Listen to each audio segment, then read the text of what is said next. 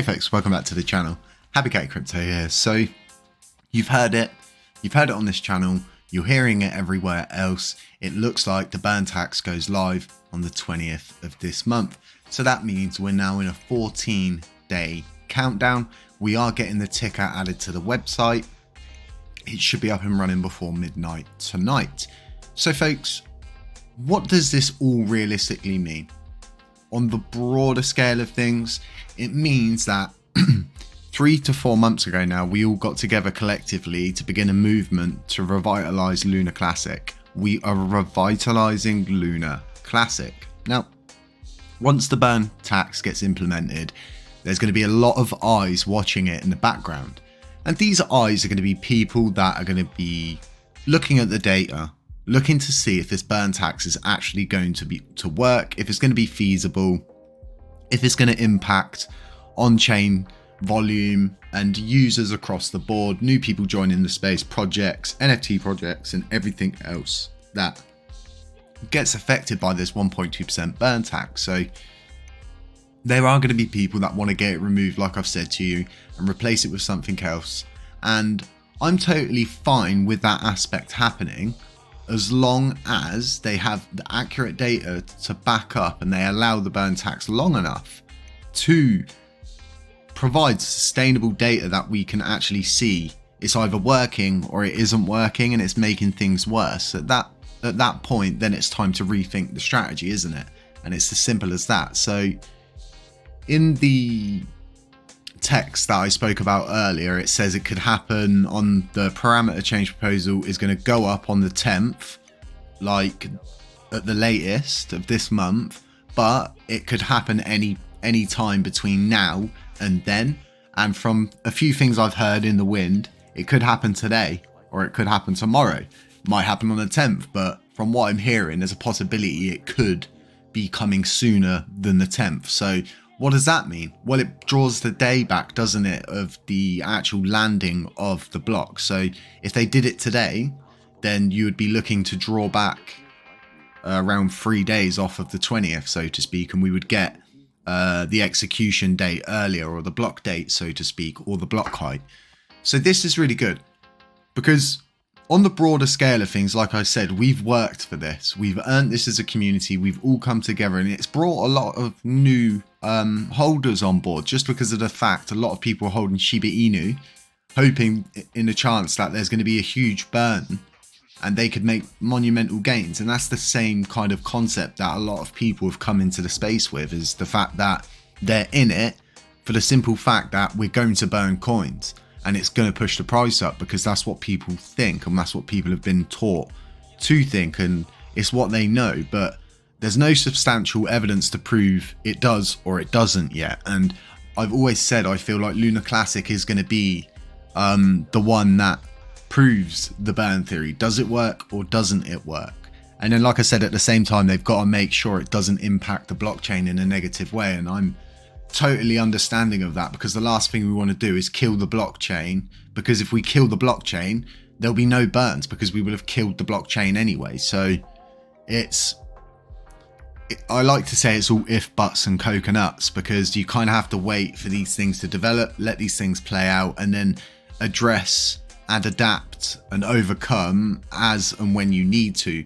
You get to a hurdle, you figure out how to get over the hurdle with the team. You help the team over by, lifting everyone up, helping the last person up by stretching down and lending them a hand. It's always about forward movement, and regardless of these repeg ideas for USTC, I think it's a great idea, but there's also this stigma around USTC about it being involved in a court case.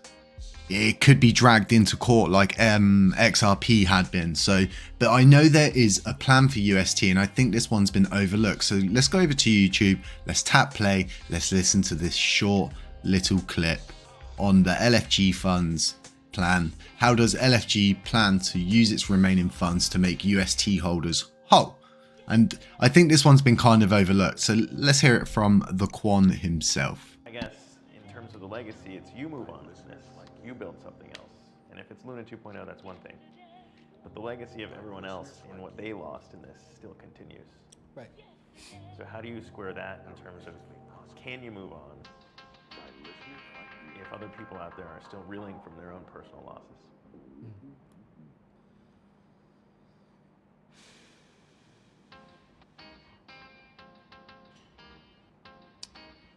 It's a tough question.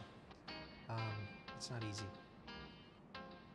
Especially because there's also a time series to this as well, right? Like, you could need that money right away to be able to do things for your family, and a crash like this just makes it impossible to do that. So I just don't have an answer there. Luna Foundation darn still has 200 million? I think it's like 311 Bitcoin, and then like a large chunk of AVAX. So Avalanche wasn't touched during the PEG events, and then it has some. Is that because there's a token lockup? No, there's no token lockup. It just, you know, like if you tried to sell an altcoin when Bitcoin is crashing, it just wouldn't have worked. Yeah. Pressures the price. Right. But when it comes to the last update on using that to make people whole, that was the last update I saw from LFG. Yeah, so what we plan to do is basically do a program whereby in the first week, everybody that held up to, let's say, X thousand amount of UST can claim against this LFG reserve.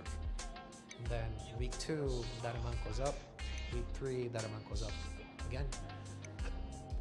And what we've been spending time doing is working with centralized exchanges to index the amount of users and their holdings in each bracket. Now, some of these exchanges have been rather slow in getting that data to us. And in some cases, like the data that they've provided was inflated over what was visible on chain. So we've been working with, the various different partners that have, worked with UST to make sure that the data that they've provided to us is accurate. It's proving to take some time. But once that process is over, we're going to liquidate all of LFG's holdings, and then, begin the process of making small holders get their airdrops. So as you heard right there, pretty much they have a plan, and the plan so far is a way for UST holders to make a pretty much a claim against the LFG guard.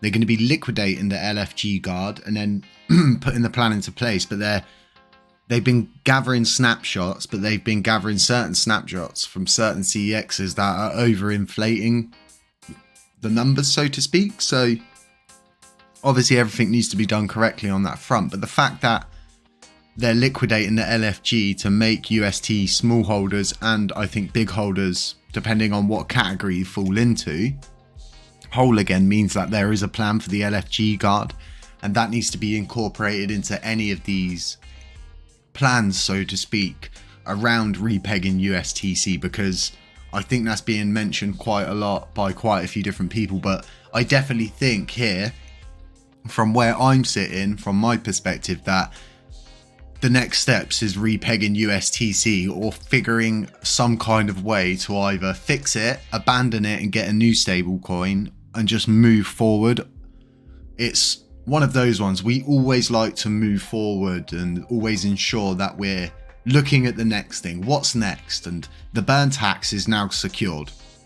The other thing that's next is getting CEXs to implement it, like Binance, KuCoin, MEXC, and permanently, not this 2-3 week one like MEXC. Now, Vegas is coming on the channel at around 10 PM tonight. We're going to be doing the video and it's going to be coming out for you folks in the morning. So I do hope you enjoy it. And honestly, take this as a huge win for the community, for developers, for TR, for everybody across the board who's worked on this and just put time in. And Vegas himself, we're going to be thanking him in the video, of course, but huge round of applause for him for bringing this forward. And like I said, if there's a good plan to move forward with USTC, we should be looking towards that now, alongside getting Cex'S to implement the burn tax. So stay safe out there, folks. None of this is financial advice. Beware of scammers, doppelgangers, anybody pretending to be me, posting WhatsApp numbers. Tap the little like button on the way out. Drop a little subscription if you haven't already, and we'll catch you in the next one.